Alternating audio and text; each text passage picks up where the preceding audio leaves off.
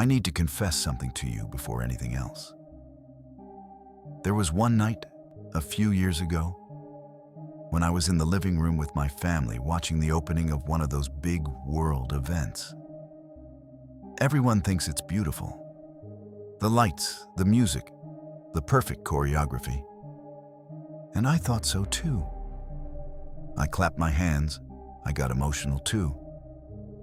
But then, in the middle of all that, an image appeared. Quick, almost a blink of an eye that sent a strange chill down my spine. I looked around and no one had noticed. Everyone kept smiling. And it was there that a question entered my head and never left. How many things have I applauded without understanding what I was applauding? If you've ever felt that same cold and pretended you didn't, this video is for you. Because now the whole world is about to stop to watch just one thing. The biggest party on the planet. And I'm not going to ask you to be afraid or to turn off the television or to stop. I'm determined to watch. All I'm going to ask of you is one thing. Don't watch it with your eyes closed. Because for the first time in history, 3 nations will hold the World Cup in their hands at the same time. And when you stop looking only at football and start looking at the soul of these 3 countries, something begins to make sense in a way that is unsettling. It's not a theory that someone leaked, and I'm going to show you country by country, slowly, so you can come to your own conclusions. But I'm warning you, after watching this video, you'll never be able to see an opening ceremony the same way again. So breathe, stay with me, and let's start where all this began. Right before their eyes. Earlier this year, the world gathered to watch the opening of the Winter Olympics in Italy. There was a giant golden globe spinning in the center of the stadium, shining as if it were the sun itself descending to Earth. And then it opened. And when it opened, a 5-pointed star appeared in the middle of it. But inverted. Upside down. Anyone with even a basic understanding of symbolism felt their stomach churn. Because this figure is not just for decoration. It has an owner, it has a history, it has meaning. And it didn't stop there. In the middle of the show, flames appeared, along with references to the hell that Dante described 700 years ago. Everything wrapped up in art, in dance, in emotion. So you can applaud without realizing what you are applauding, and millions applauded. Now I want you to go back in time with me a little further. Paris, 2024. That opening that stopped the planet. Do you remember? In the middle of the ceremony, they staged a scene that was a blatant copy of the Last Supper, that sacred painting, the most intimate moment between Jesus and his disciples. But instead of the apostles, they put figures of mockery. It was a slap in the face to more than 2 billion Christians scattered across the earth. And the scariest part wasn't even the offense. It was natural. And when something wrong is done so calmly in front of billions, that's not carelessness. That's the message. And look, I know what you're thinking right now. You're thinking this might be a coincidence. And you know what? I thought that way for a long time too. Until the day I stopped looking at isolated events and started looking at them all together, side by side, one after the other. Because once is by chance, doing twice might be bad luck. But when you see the same signature repeating itself at opening after opening, year after year, event after event, then it's no longer a coincidence. That's standard. And patterns have authors. These 3 countries are not just any 3 neighbors who split the bill. Each of them carries a very specific spiritual story. Each of them has an open wound, a place where the light has never truly entered. And it's not any one of them alone that keeps me awake at night. It's all 3 together. It's the sum. And I'm not saying this to scare you with ghosts, you know. I say this because the Bible taught me to look behind the scenes. Paul wrote a phrase to the Ephesians that should be engraved on the door of every Christian home. Our fight is not against flesh and blood. It's not against people. It is against principalities, against powers, against the rulers of this dark world. In other words, the real war doesn't happen on the field. Mexico City, June 11th. It is there, in the Azteca Stadium, that the first ball of this World Cup will roll. And I want you to hold on to this word with me for a moment, without rushing. Aztec. The stadium wasn't named after a star player, a city, or a hero. It bears the name of an entire people. A people who had, at the center of everything they believed in, a practice that will give you chills. Death as an offering, blood as currency. The Aztecs believed, with all the sincerity of their hearts, that the gods needed human blood to continue existing. The sun only rose again the following day because someone had been killed the day before to feed it. So killing wasn't a crime. It wasn't an exception. It was a duty. It was religion. Researchers estimate that tens of thousands of people were killed each year just to feed these gods. They would take the victims up to the top of the pyramids, and there, at the highest point, they would open the still living chest and tear out the heart to raise it to the heavens. And when the rain gods called, the sacrifice changed its form. They were children. Death there was not a tragedy. It was spectacular. Death turned into a spectacle. Blood turned into a spectacle. Don't forget that. Because the right question isn't what the Aztecs were doing 500 years ago. The question that keeps me awake at night is a different one. Where did this headquarters go when the pyramids were abandoned? This type of spirit does not die along with the empire that served it. He is only orphaned from the altar for a time, waiting for someone to call him by name again. And in Mexico today, in Mexico of 2026, in the same country where this World Cup will begin, that call has not only returned, he has millions of mouths to feed. He has a sanctuary. He has a new name. There is an image spreading through Mexico at a speed that is alarming even to scholars. It is the figure of a skeleton covered by a cloak, holding a scythe in one hand. Her name is Santa Muerte.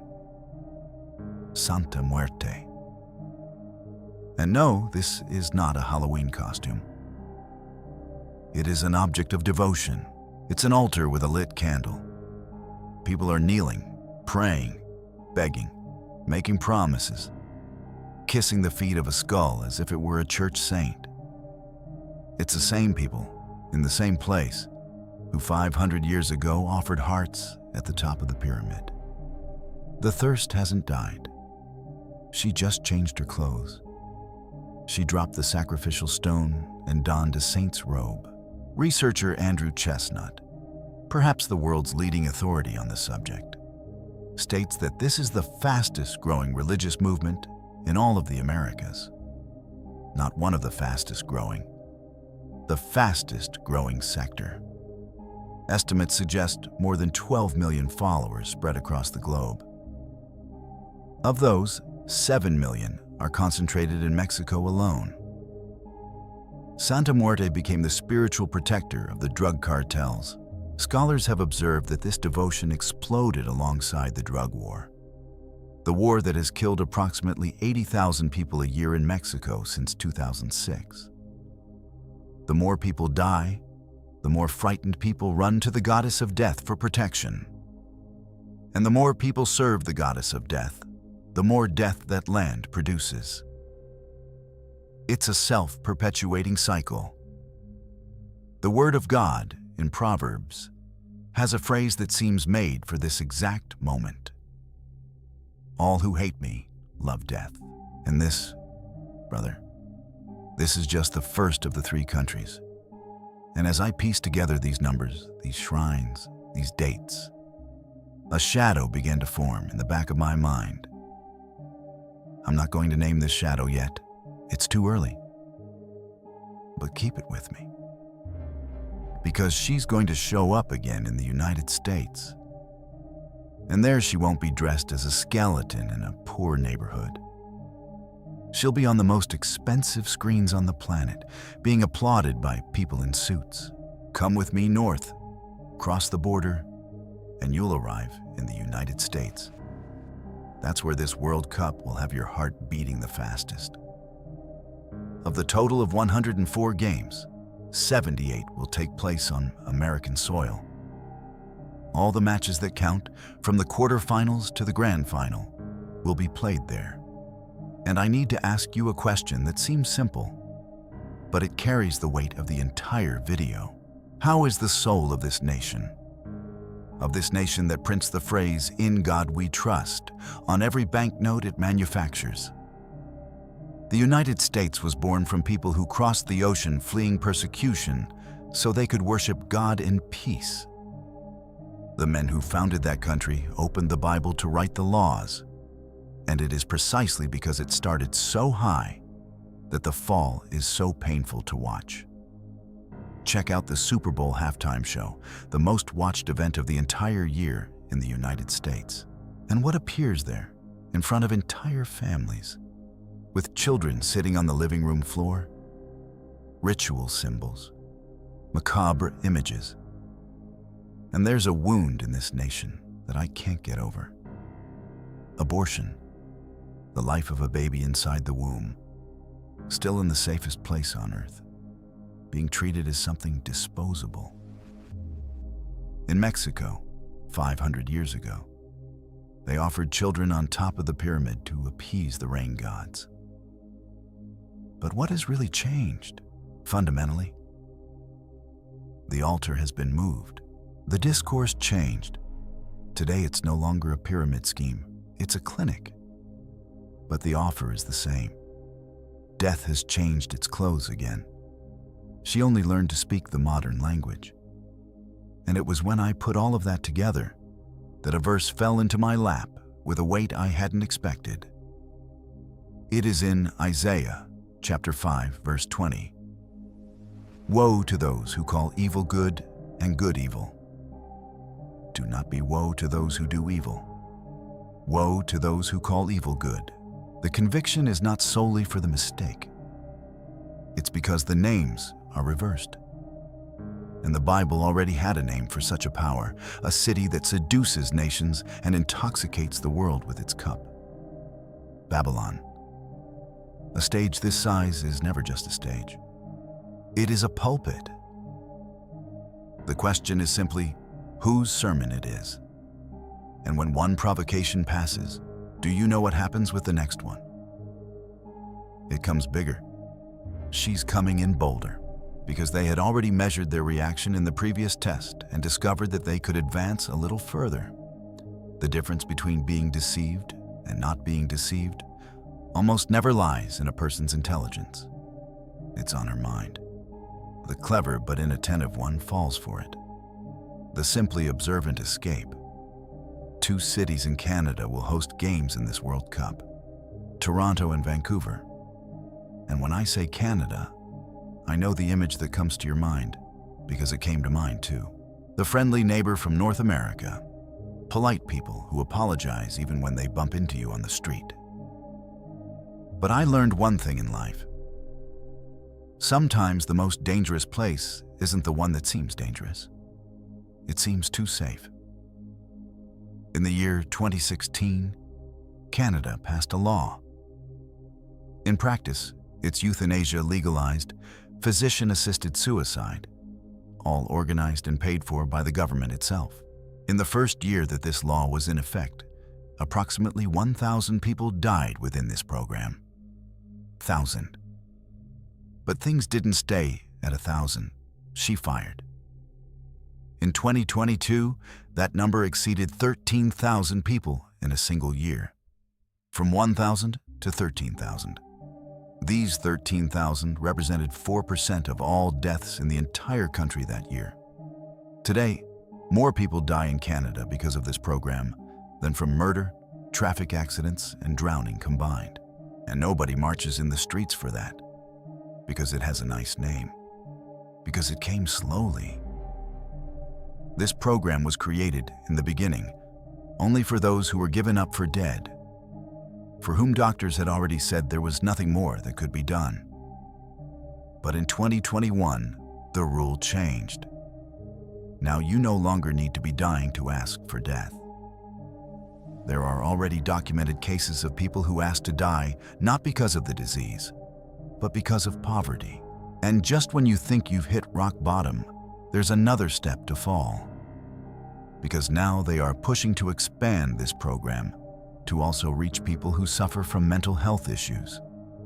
Because Mexico kills in secret, in alleyways. The United States kills to the applause of the audience. But Canada has learned to kill with a form, with a signature, with the blessing of the law. In Deuteronomy, he says, "I have set before you life and death.